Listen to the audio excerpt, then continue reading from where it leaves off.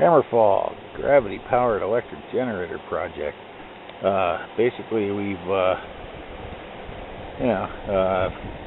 acquired all the gears.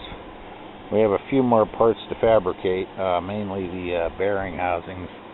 So 1, 2, 3, 3 bearing housings.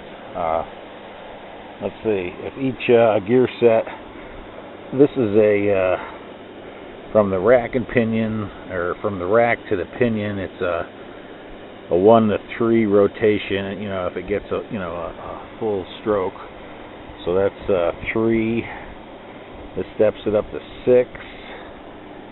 This one's 9, 12, 15. Wow.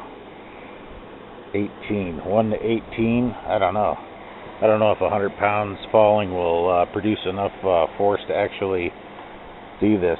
We may have to switch this to a 1-to-1, possibly even. Let's see here. If that's 3, 6, 9, 12. Yeah, we may have to switch this to a 1-to-1 in this location. Anyway, so if anybody knows how many gears or how many times we're supposed to step it up, for a 100-pound falling weight, please let me know. More to come in the future. Thanks for watching. Enjoy this fine day. Cheers.